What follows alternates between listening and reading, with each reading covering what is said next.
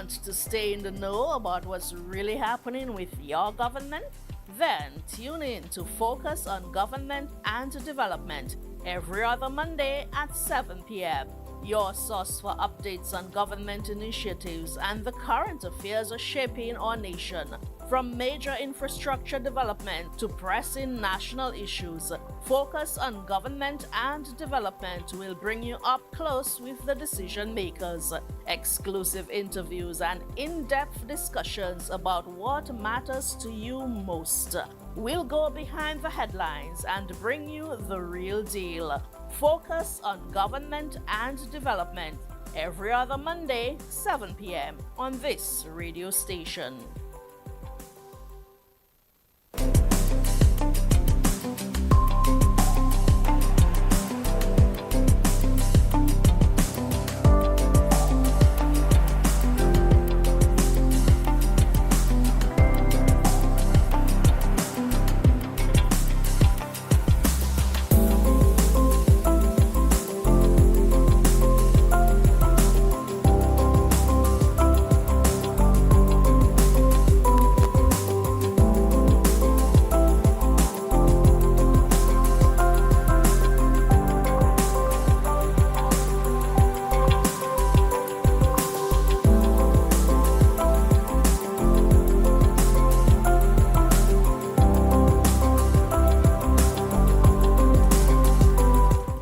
To stay in the know about what's really happening with your government? Then tune in to Focus on Government and Development every other Monday at 7 p.m. Your source for updates on government initiatives and the current affairs shaping our nation. From major infrastructure development to pressing national issues, Focus on Government and Development will bring you up close with the decision makers. Exclusive interviews and in-depth discussions about what matters to you most. We'll go behind the headlines and bring you the real deal. Focus on Government and Development every other Monday, 7 p.m. on this radio station.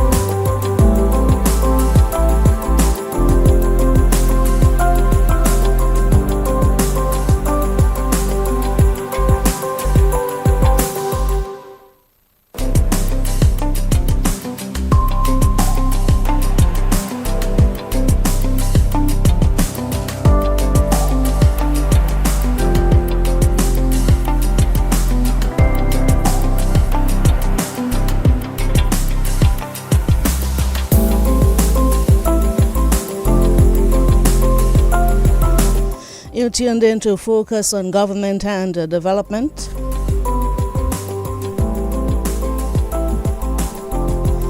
Good evening to all of you tuned in.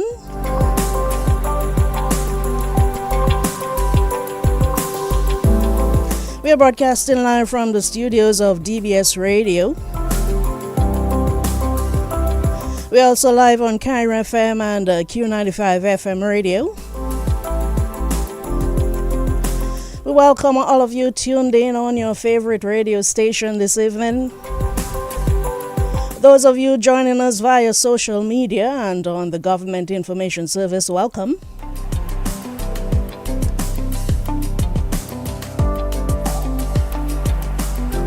As you know, this program is designed to provide you with in-depth information about the work of your government.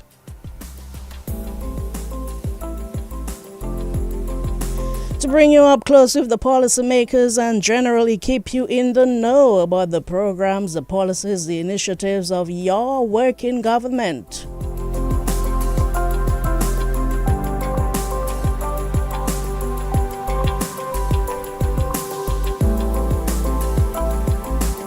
We'll be talking about all the initiatives that impact your daily lives here in Dominica.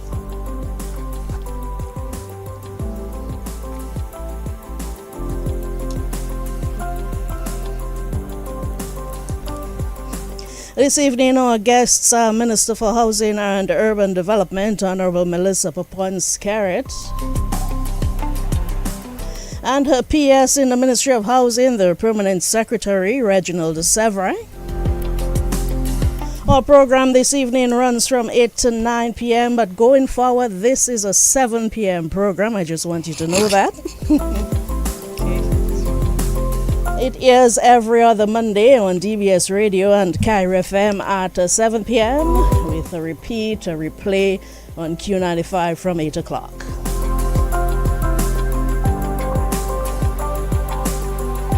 This evening, I'm so pleased to have with me the Honorable Minister and PS Sevre. They are here with us. They're in studio. Good evening, Minister. Good evening, Mr. Sevre. Good evening. Hello, good evening, Dion, and a special good evening to all your listeners this evening. It's a pleasure to be here. Actually, this is my first time in studios with you. Yes, it is. We've been talking about it for so long. Yes, we have been, and I can understand why we have been invited, because, you know, there's so much going on in the Ministry of Housing, and I'm very excited to be able to share all the initiatives and all the programs that have been happening. But let me say a special shout out to the wonderful constituents of the Roseau Central constituency. I want to thank you again for your continued support throughout this, and I thank you for all your prayers, because this is what keeps me going, and that's all I need from you. Prayers to be able to do the work that you have the job that you have placed me in. So thank you and good night.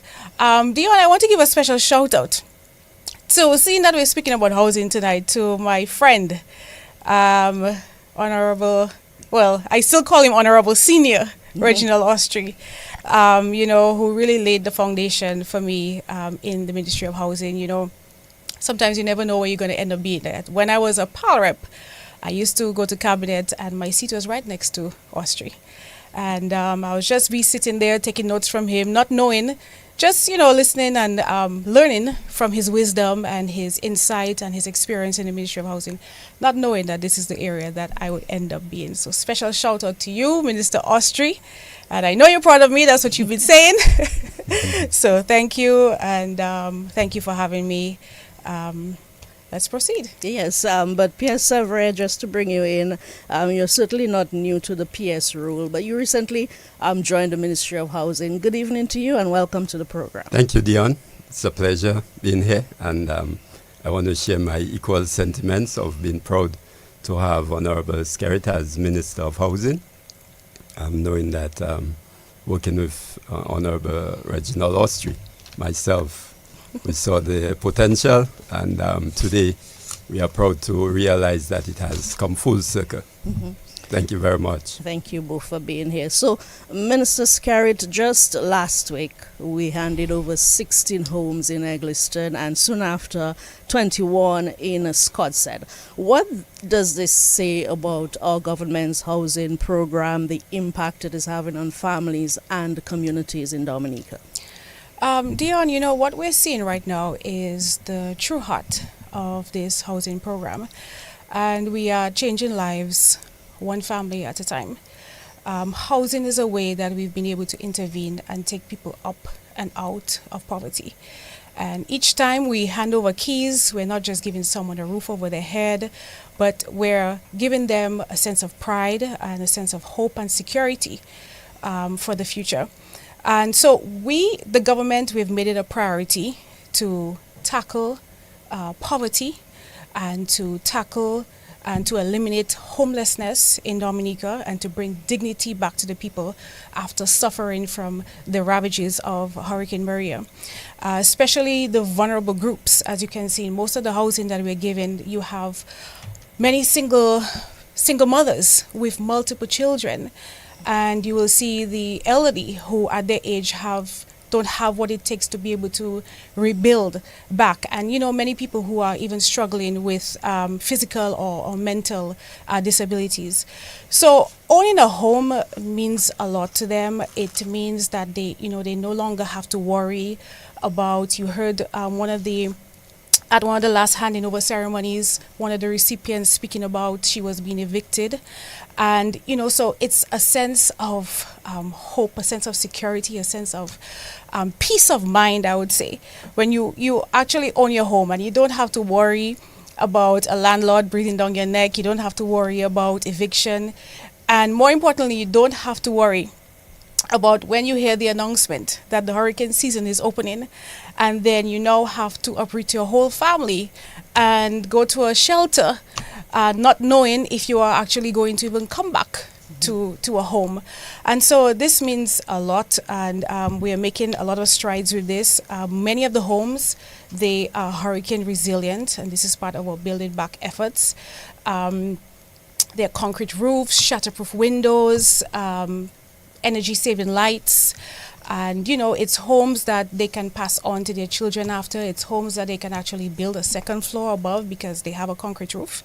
And so this is how we are tackling and to break the cycle of poverty among our people and move towards real lasting progress. It's not just building homes, it is restoring the livelihoods of people and building back better, building families and building secure communities. When you speak about it like that, it's really easy to look past the criticisms and the critics of the program.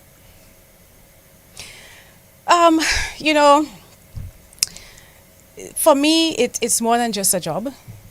And I've always been like, okay, people would say, okay, you're a politician. I don't identify as a politician. I'm more of a humanitarian, a philanthropist. And within this position, it's actually created the avenue where I can help people on a larger scale to actually implement life-changing programs that can elevate them to another level. So people can criticize, people can say whatever they want. The fact is that we are elevating the lives of people, and we are building a resilient Dominica to withstand the test of time, to withstand natural disasters. So all those who criticize have concrete roofs over their head, They have titles, they have homes. But at the same time, I'm not sure why they criticize. I say they're mean, they're wicked, they don't have a heart.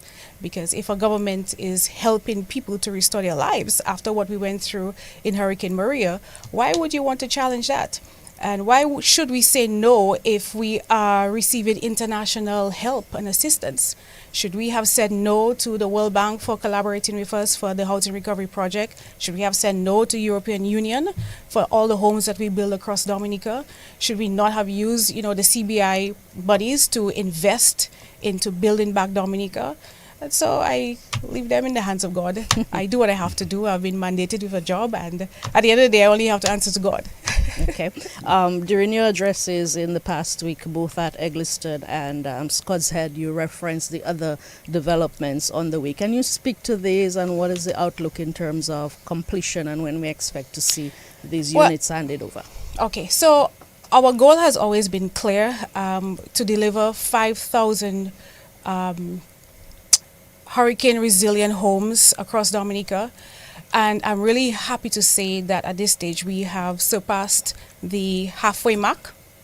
And, it was, the Prime Minister said after Hurricane Maria that we will one day become the world's first climate resilient country. And it's actually happening. It's actually happening. We are building, from a housing standpoint, we are building back better hurricane resilient homes. And one of our biggest undertaking is in the Granby area. And this will be for the relocation of people from Dubic and Granby. It is a sight to behold. We're building a village within a village. And so I say to Dominicans, when you take your Sunday drive or your Saturday afternoon drive, take a drive down to the center area, in Granby, and have a look at what we are building there. There are about 91 homes. Some of them have been occupied already, but the majority of them are still under construction, and we hope to deliver them by the end of this year. But in addition to that, why I say it's in, by the way, I'm not even speaking about the stunning views. Oh my God, beautiful views. Beautiful views of the horizon, a constant breeze.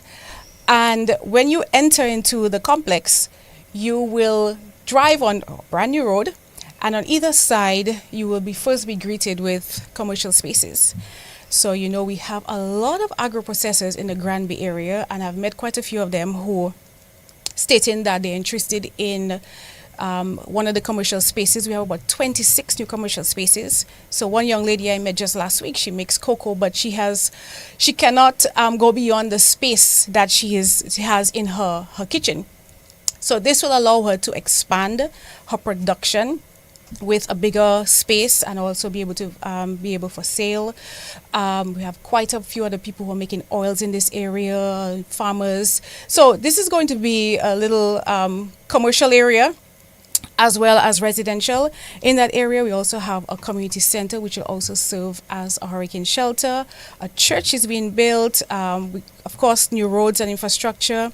We also have right next to it about 20 residential lots, which will be available for sale, and the new facilities for the magistrates court and the fire station.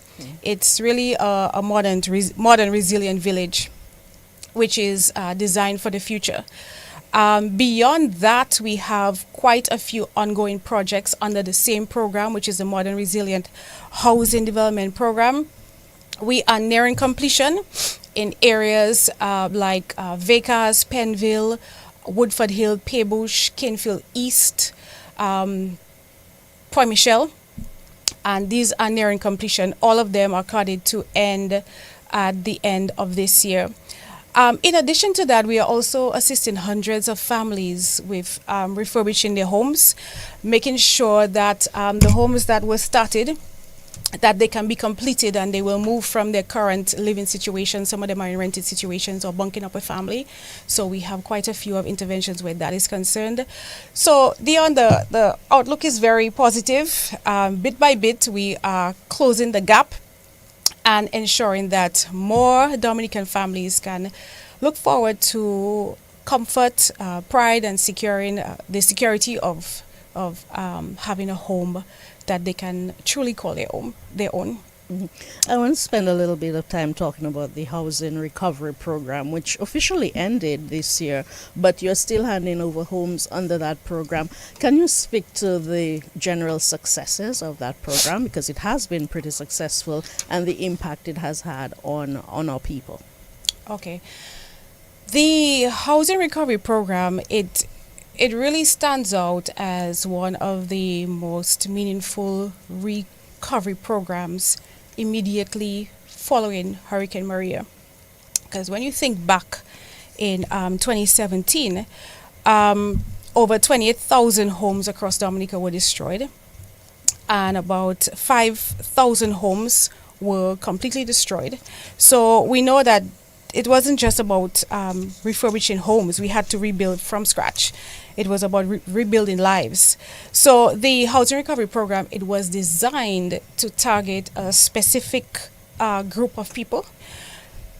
This group of people, this target group, were people who owned their land and their homes were completely destroyed by Hurricane Maria, where it was about 500 square feet.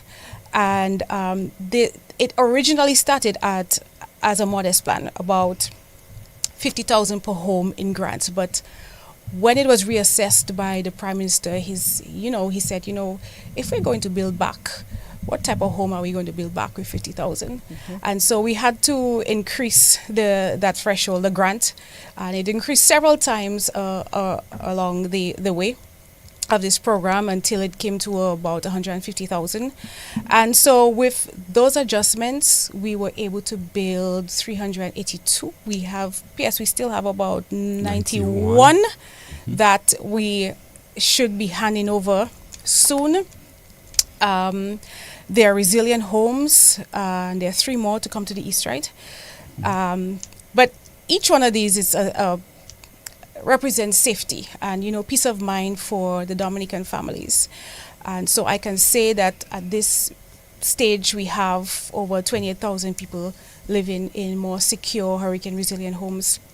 But what made this program unique? This program was the first of its kind actually in the Caribbean with the World Bank, but it was home owner driven, which means that the families got to choose their own contractors. They were part of the process. The monies were actually deposited into their accounts where they could withdraw from the account and actually pay the contractor. So they really experienced what it felt like to build your own home and learn in the process as well. From the ministerial standpoint, of course, we provided the technical support and the supervision and made sure that it met planning approvals, resilience standards, of course. And of course, we made those designs, 2-bedroom designs, available to others who wanted to build similar homes. But one of the biggest highlights of this program is the majority of it, or actually over a quarter, was built in one area, that is the Kalinago territory. Mm-hmm. They benefited the most from this program. And I will add to this that we made significant interventions because one of the requirements is that you would have had to show your title in order to qualify. And many people did not have that in place. So over 40% of applicants actually had land issues. And through this program, the government was able to intervene and assist for about 170 people to receive the legal ownership of their land. And that is life-changing because if we had not done that, they would not have qualified for the program. They would have been disqualified, and we wanted to avoid that because we wanted people to have homes. Yeah. And so in the end, the Housing Recovery Program was, it ended up quite well. It is closed off now, and many people are living comfortably in their homes, stress-free, building back stronger and better. Yes. This reference to building back stronger and better, it goes back to 2017 when the Prime Minister declared that we would become the first climate resilient country in the world. Pierre Sevre, I want to bring you in here, and Mrs. Carey did reference this building back better and ensuring that the homes are up to standard. How does your ministry ensure that this actually happens, that what we are doing is in keeping with climate resilience standards and building back better? So we are approaching the matter at 3 fronts. The first is at the physical planning level, because one of the issues why so many homes were destroyed is simply because of the conditions where the homes were located were sort of vulnerable, physically vulnerable. And so the whole input from the physical planning division to ensure that there is approval for the area, that it's fit to build, is very critical. The other area is the contractors and the builders and the various service providers in the industry. We recognize that not everybody is up to speed, and therefore we had to do extensive training with these individuals, and we did that throughout the project. And on the third front is the actual standards and the codes, the building codes. They were revised based on the harmonized, revised OECS codes, which we had through Parliament passed and adopted in Dominica, so that the physical planning is able to give approvals for building back better based on the new harmonized building codes in Dominica. So those 3 fronts allowed us to maintain our Build Back Better policy. All right. Minister, we've spent some time talking about the programs that are in place to relocate Dominicans displaced by disaster, the Housing Recovery Program. But there are young people, young professionals who want to build their own. What programs does your ministry have in place to make residential lots available, accessible to these groups of people? Dion, one of the biggest dreams of our young people today is to own a piece of land in Dominica and to be able to build a home that they can call their own. And I'm proud to say that this government is making this dream possible. Between January 2024, we've gone on a drive to allocate lands to lots at a subsidized price and offer it to the public for sale. And we have received over 900 applications for residential lots. And that just goes to show you how strong the demand is. I have young people in 21-year-olds, 22-year-olds, 23-year-olds in their first job who are coming to me and want to apply for land. And instead of spending it on other things, and I have been facilitating them. And, you know, before they turn 30, they'll have a piece of Dominica that they can call their own. They're ready to go to the banks to secure loans to be able to buy, to pay it off, and to complete, to build their homes. So we want to ensure that, you know, when we sell land, because we want people to build, we want to ensure when we sell land, it's land that it's also ready for development, because we don't want to delay the process. And you know, young people, when you get your land, you want to build, you have your plan. We don't want any delays because we don't want them to lose that excitement. And so we want to make sure that there are no unnecessary hurdles that will prolong the process for them. But we have made a number of lots available in several communities across Dominica. In the Cotton Hill area, that is in Portsmouth, we have a number of lots there. We've sold quite a few already. In Platma Pier, that's Collio, Hillsborough Gardens in St. Joseph, Canefield East, Union Estate, and on the East Coast we have Dalis, I think, that may be Grand 4. In Dalis? Dalis, Yes. in Dalis. And in the south we have a few in the Grand Bay area. And what we've done is that we've also made these prices stay within reach. So these lots could easily sell for way over $10, $12, $15, but we have made them at an affordable price of between $5 and $10 a square foot. This is a special concessionary price that Cabinet has approved, and this is what we're offering to people, to young families, to anybody who wants to own a piece of Dominica.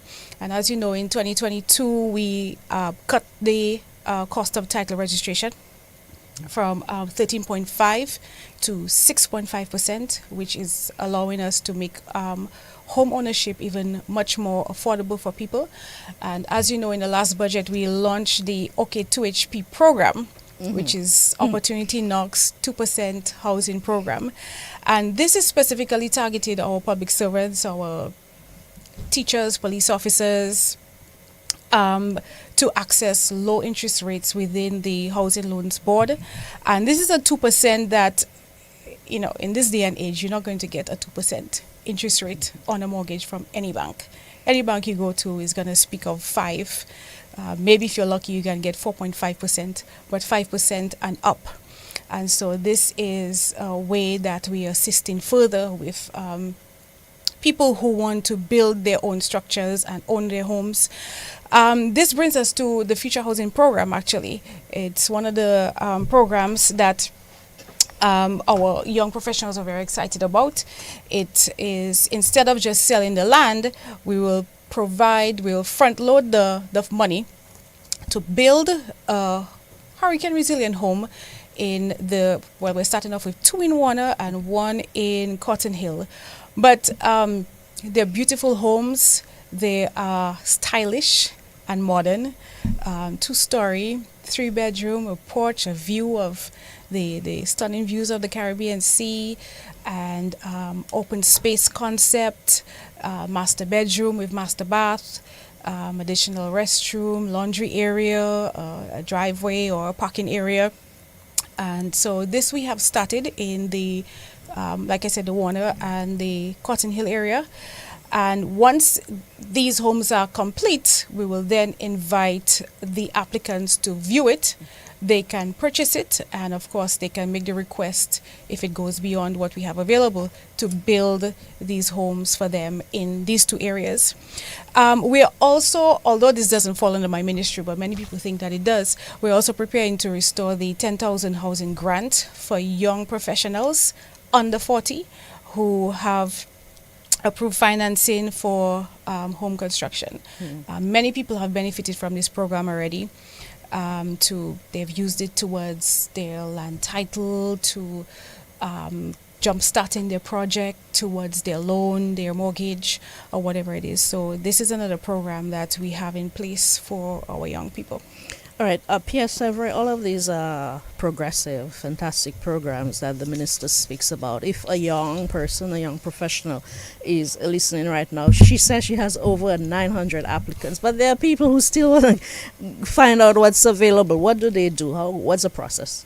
So we have an online application process. You can also do it by paperwork, but we advise individuals. We share a link and they apply online. This allows us to collate the information and receive the information in real time. The interesting thing is that out of these 900 applications, we have available around 200 lots that are usable, buildable at the moment. So we have to figure a way to how to set priority. Additionally, the applications also comes from the diaspora, the young people out in the diaspora. So we also give in considerations to this. The policy decision is that we look carefully at the applicants, where they are applying from. Priority is given to a particular group of individuals from the constituencies or the communities where these land developments or settlements are. Because what we found out is that if we were to bring additional individuals in there, let's take, for example, Maho. If we were to just ignore the applicants from Maho and fill up Jimit with individuals all across Dominica, then the overcrowding and the fragmentation of lands happening within the Maho village and community means that we're going to have a problem in the future because we are creating that unsustainable development situation in those communities. So we want people to be aware that while we are approaching the matter for everyone to get an opportunity to have a piece of Dominica, but we're looking very carefully at those individuals from the communities where the settlements are, and we're hoping that we can increase the number of settlements across Dominica, but for the interim, those that we have, we're giving priorities to those people in that area. Yeah, that was my next question. Is it a case where you're actively exploring other areas that can be developed for housing? Yes, and I could mention, for example, around the international airport, where government has quite an expanse of lands. We're definitely going to expand the Joe Burton housing development, where we did the relocation, and hopefully we'll be able to attract quite a number of individuals to help in the expansion of the developments there. That sounds good.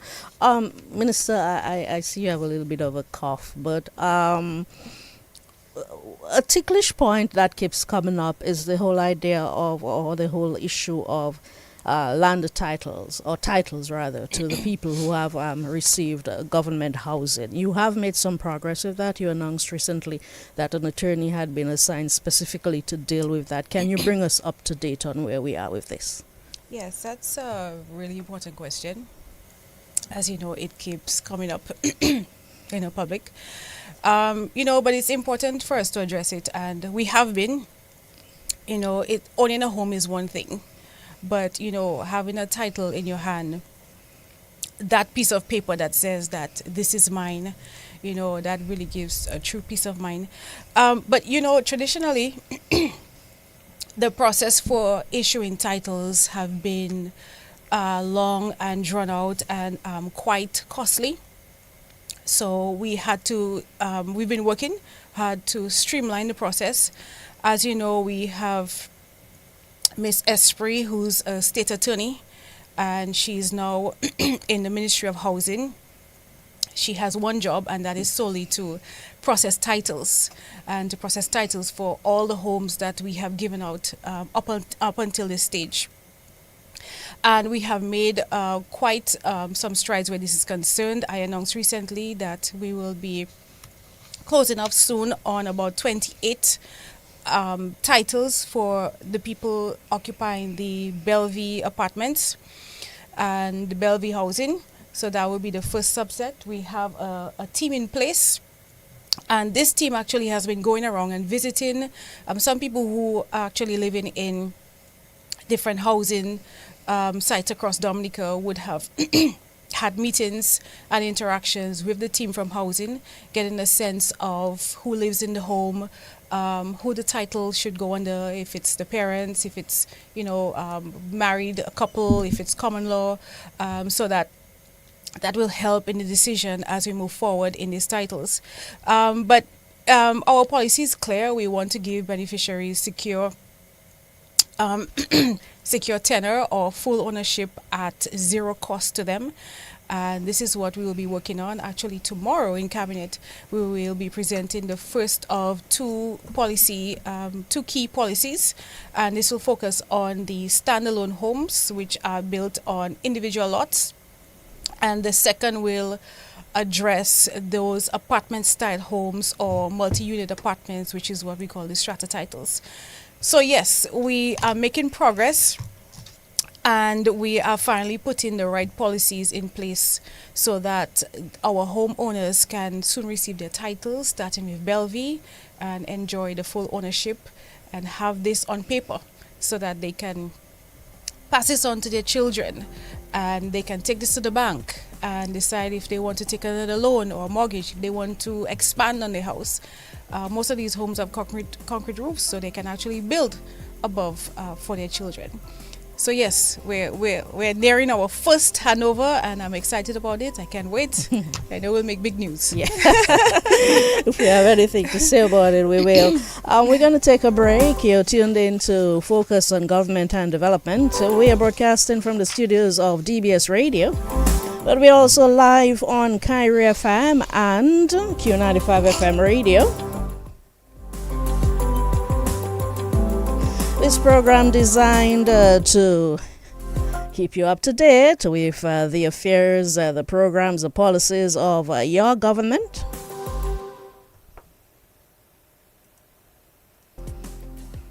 Want to stay in the know about what's really happening with your government? Then tune in to Focus on Government and Development every other Monday at 7 p.m. Your source for updates on government initiatives and the current affairs are shaping our nation.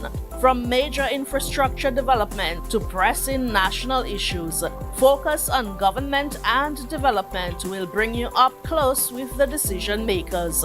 Exclusive interviews and in-depth discussions about what matters to you most. We'll go behind the headlines and bring you the real deal. Focus on Government and Development every other Monday, 7 p.m. on this radio station.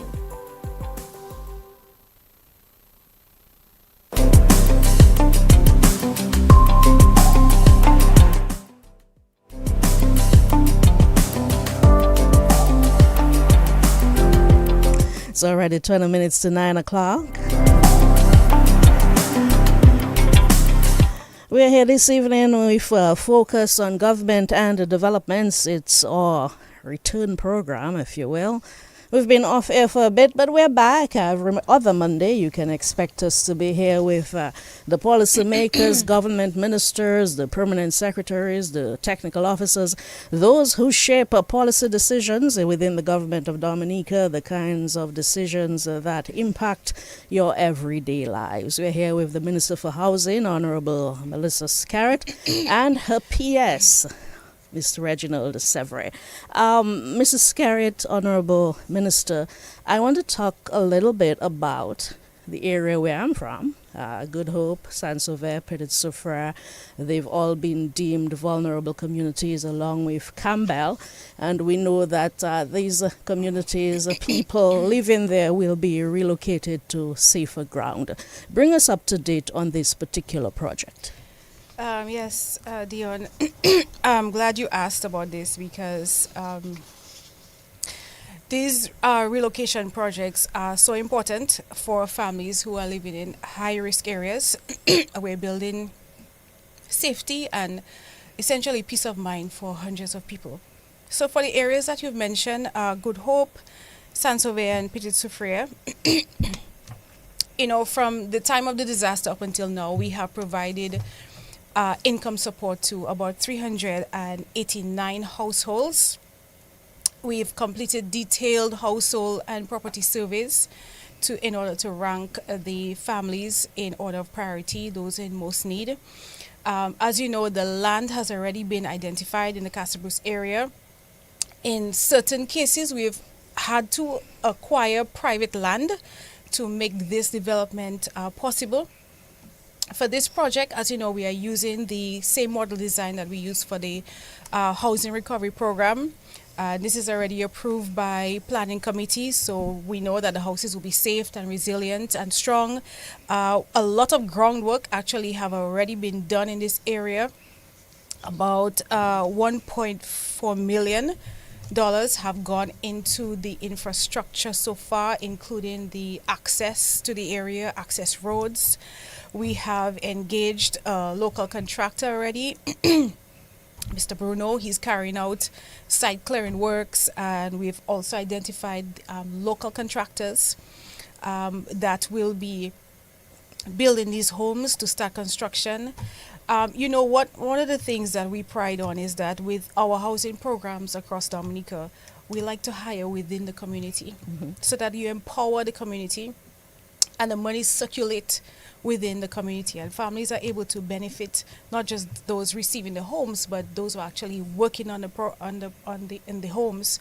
So, as you know, the good news with this program, usually a hindrance would always be financing, but the financing for this project is in place, and so that is a big part of it that is covered. In the I'm not sure if, well, as you're speaking about relocation, we can speak about Campbell as well. Of course, yes. We've identified the first 10 families who will be relocated to the site in Warner. We have planning approval already on the subdivision of this area, and the infrastructure works, the road clearing and the grubbing is underway. And in the in this community as well, we also use the approved model for the housing recovery program.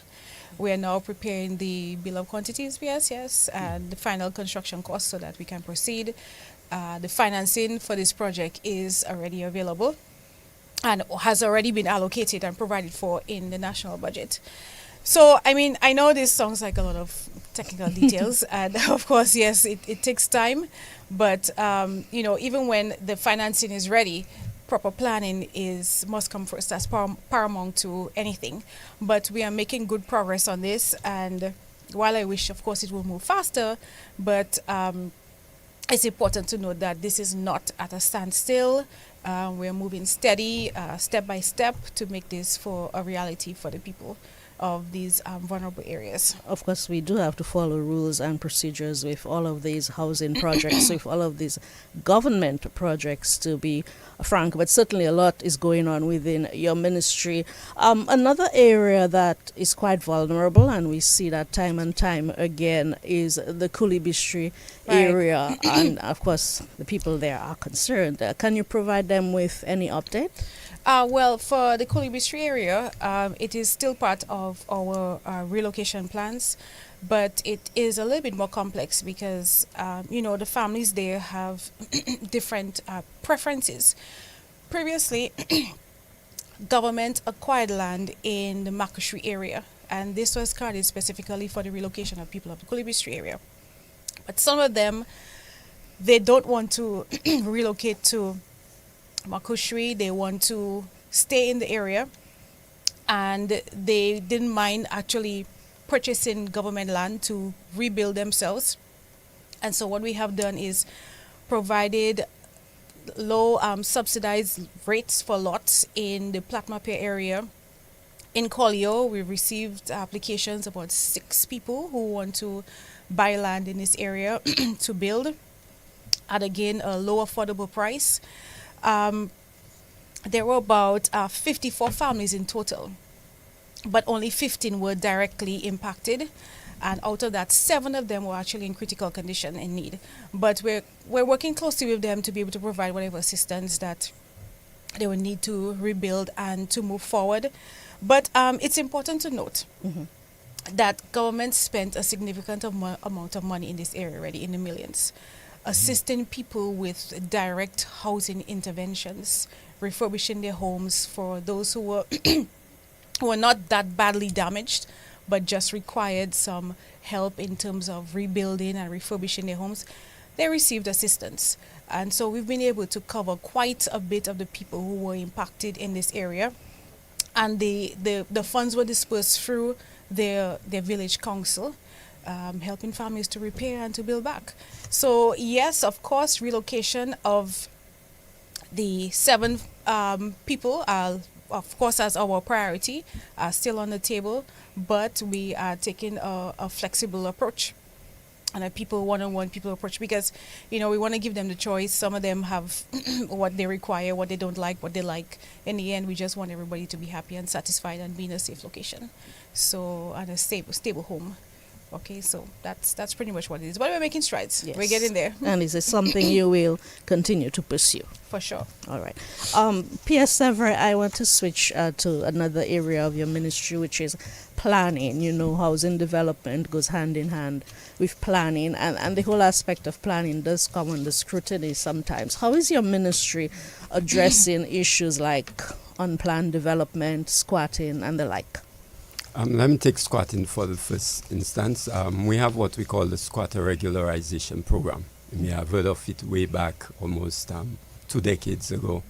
And the government has continued.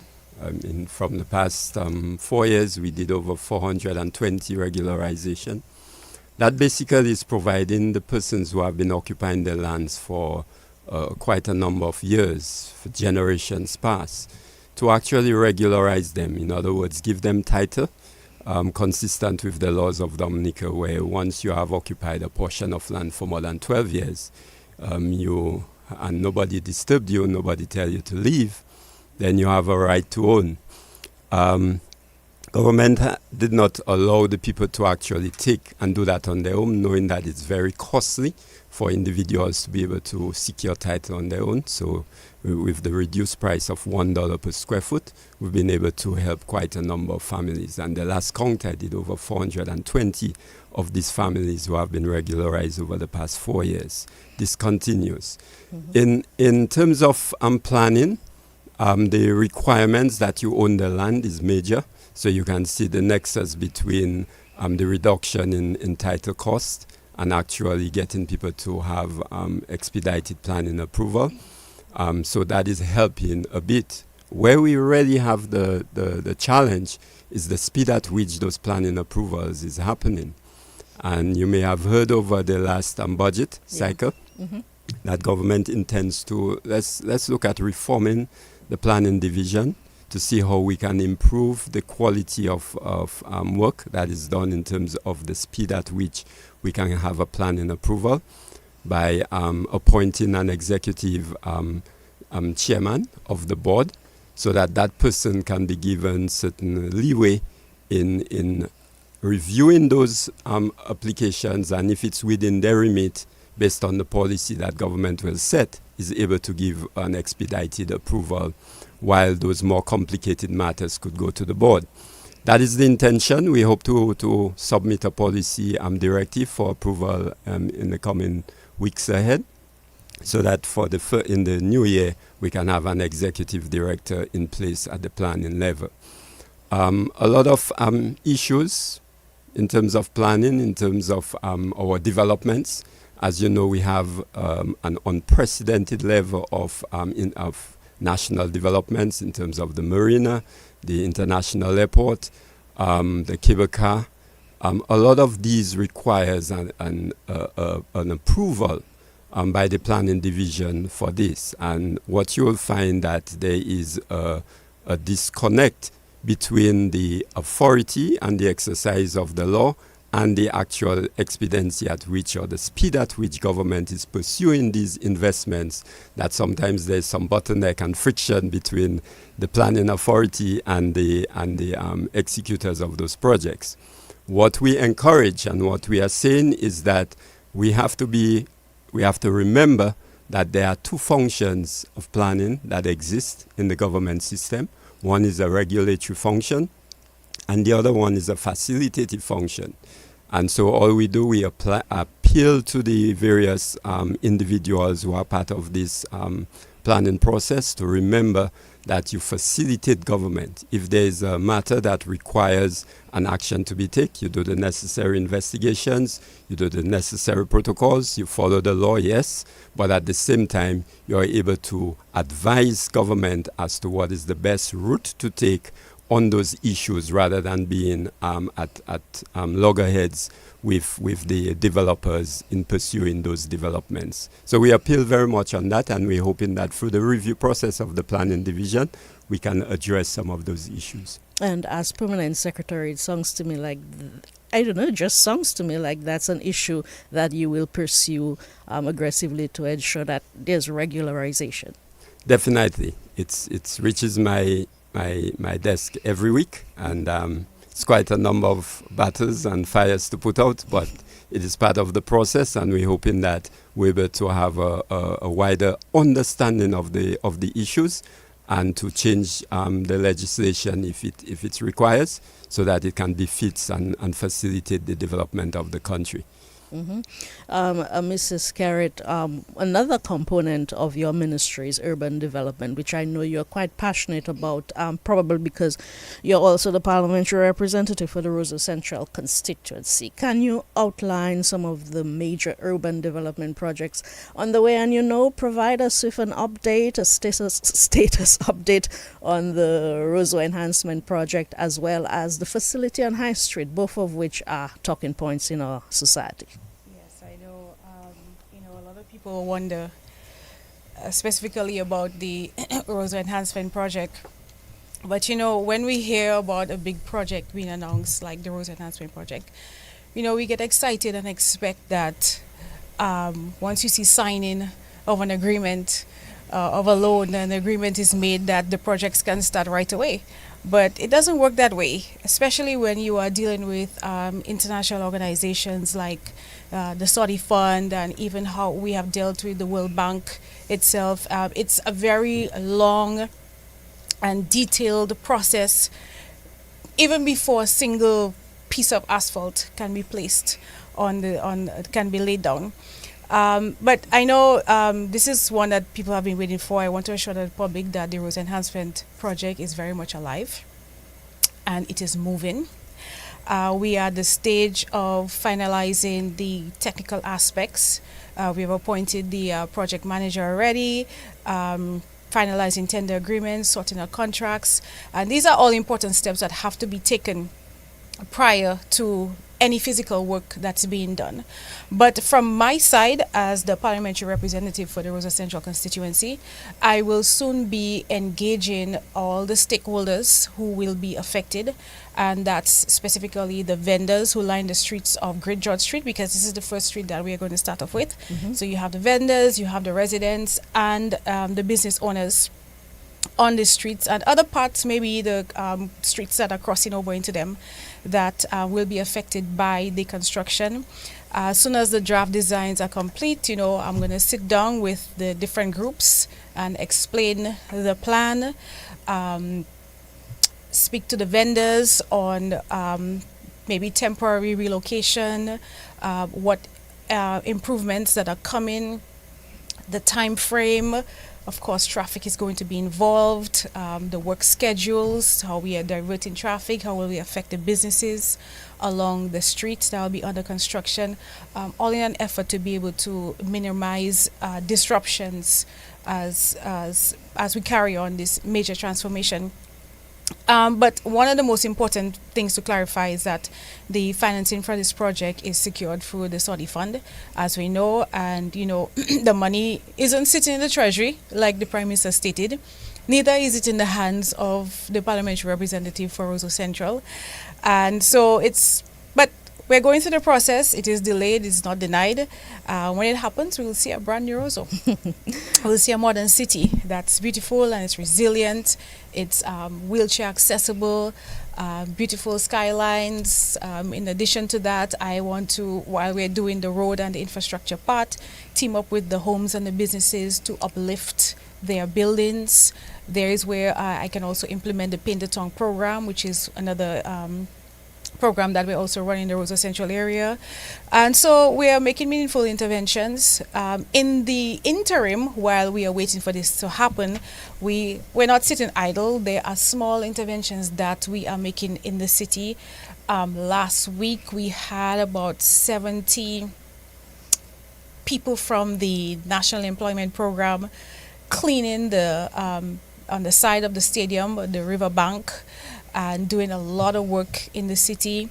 We will be patching up some of the roads and covering some of the areas where the drains may pose a safety hazard. So we'll be doing some patchwork there as a temporary fix in the interim while we wait.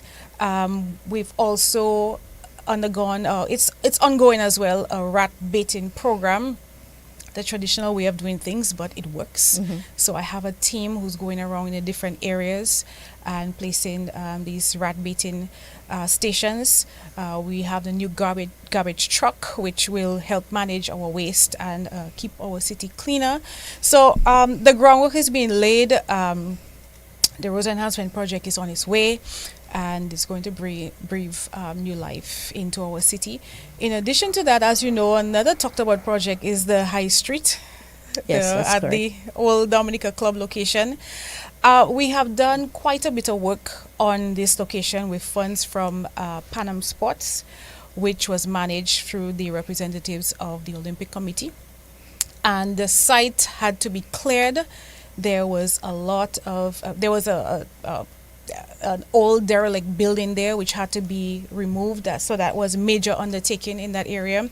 Since then, we have constructed a new restroom facility. We have concreted the entrance road onto the site, and we have installed fencing around the grounds.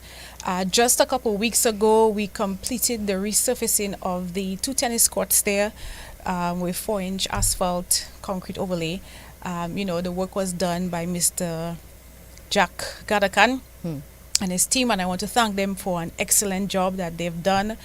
And they will be back this weekend because I also wanted them to pave another section in there in concrete, which is going to be used specifically for skating and pickleball. And so the court surfacing will be done. Our contractor needed an extra week to prepare. The painting will start this weekend, PS, he said, or hopefully this weekend or next week, but that can be done very quickly. And in the second phase of this project, we will see the installing of a protective retaining wall along the side where we border with the Roseau Cemetery and along the side of the government print trees to secure the slope and, just to protect the site. So this will be new opportunities for sports and recreation. I also want to introduce chess for children in the city. I have already spoken to the Chess Federation here, so we can collaborate. So this is an area where we are going to utilize for that. Also boxing for children. But it's not just going to be sports only, because we tend to play sports. Well, everybody's at work during the day, so sports usually played in the afternoon. But in the daytime, we wanted to make maximum use of this area. So it will also be a stop for tourists who are coming off the cruise ships. So it will be a fusion of tourism and e-commerce and a little bit of our culture. I've always said, the Kalinago aspect of our culture is unreachable by our cruise ship passengers because they can't make it to the Kalinago Terrace in that short space of time. So what we want to do is create a Kalinago presence in the city so they can sample their food, try on their wear, learn a little bit about their dance in the limited space of time that they have in Roseau while the cruise ship is there. So that's actually part of it, that we make use of it during the daytime, and it's not just empty during this time. And in the afternoons, of course, everybody will, utilize it for sports. So this is where we're gearing at, and I'm excited about this project because it also allows for, we have so many skilled artisans across Dominica who don't have a space to be able to showcase their work.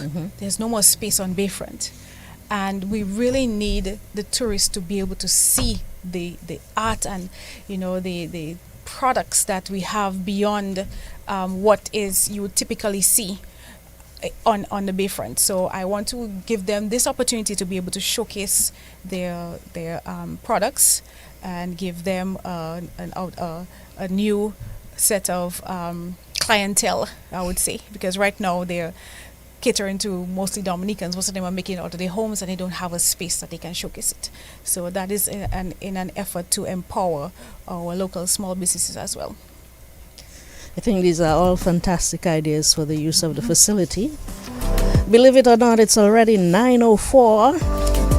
The program director, Ivona, has already given me permission to go a little bit, over schedule. Well, me, I like to keep things tight. I like to stick to time. So I'm going to wind up and give Mrs. Skerritt and the PSF just the opportunity for final words, especially with Mrs. Skerritt. I want you to leave a final message, talk to the young people, the young professionals, all of Dominica really, the vulnerable, as to, these people who want to own land, own a home. What would be your final word to them? Well, Dion, my message is simple. I'll say to the young people and just people in general, don't give up your dream of owning a home or a piece of land or owning a piece of Dominica. Certain things may take time and sometimes maybe the process may be challenging, but I want people to know that the government of Dominica is working every single day to make sure that people's dreams of owning a home is accessible and achievable for everyone, from people of all walks of life. To our young people, I want you to see land and home ownership. We're here to assist. There are multiple programs that you may fall within in the Ministry of Housing. I know it should not just be a personal goal, but an investment. So this is what I have been telling young people when I meet them. Instead of saving in the bank, yes, it's great to do that, but it's better to invest in land. And this is a foundation that you can build upon. There are a number of new programs and opportunities, like I have stated within this program. The OK2HP is rolling through. Many people have inquired about this and applied for this program. The $10,000 housing grant. So these are real tangible ways that we are helping you to take your first step into land ownership. We are still reviewing applications, processing requests for lands. I just went to Cabinet and processed about 5 for Hillsborough Gardens or Cotton Hill. Prior to that, another 15 lots sold in the Canefield East area, and then another 5 in Cotton Hill. And so we're making strides. And to our vulnerable families, our seniors, and those who have faced hardship, I want them to know that they have not been forgotten. We have a number of homes still under construction. And every time we hand over the keys, we are reminded, why we do this work, to restore the dignity and the pride of our people. And that's what, like I said, brings me joy in, helping people to elevate their lives and taking them up and out of poverty. Owning a home is not just about having a structure, but it's also securing your future. It's about your pride and your independence as a person and being able to have an asset to be able to hand over to your children. And so as a government, we are committed to ensuring that every Dominican, regardless of their background or their income, if they can't afford a home or they can't afford to buy land, then these are the people that we're actually giving a home for free.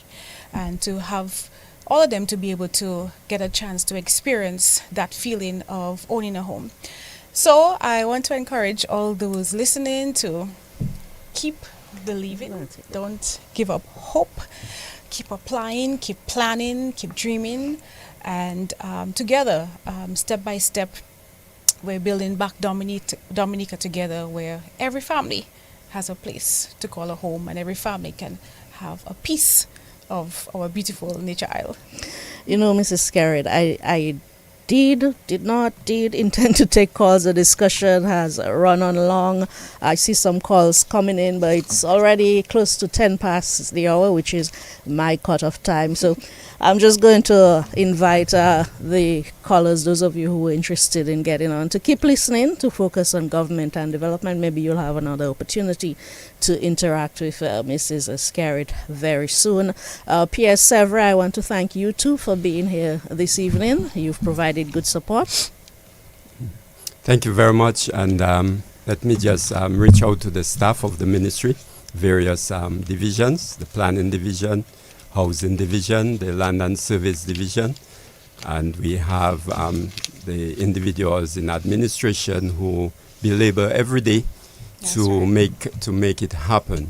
So as we continue to develop those policies which the minister is pursuing, we just want to extend our deepest thank you and appreciation to the staff of the ministry who has continued to serve as dedicated public servants, making sure that everything that we speak about becomes a reality. It is unimaginable, the level of commitment, skill and grit that they put in getting that work done, knowing that with our ministry, we tend to be, in other words, we have our hands in almost every development that goes on in Dominica that happens on land, because we are the ministry responsible for lands. So I want to say thank you to all the surveyors and all the individuals across the ministry, over 100 of them that really are dedicated, and want to publicly show our appreciation and thank you for their commitment and dedication to work. Okay, that's an indication that there are so many other areas we could have touched on. So, Mrs. Skerritt, Honorable Minister, an open invitation. Keep us informed, keep us up to date, and whenever you're ready, Focus on Government and Development is open to you and your ministry. Thank you so much, both of you, for joining us. Thank you for having us. Thank you.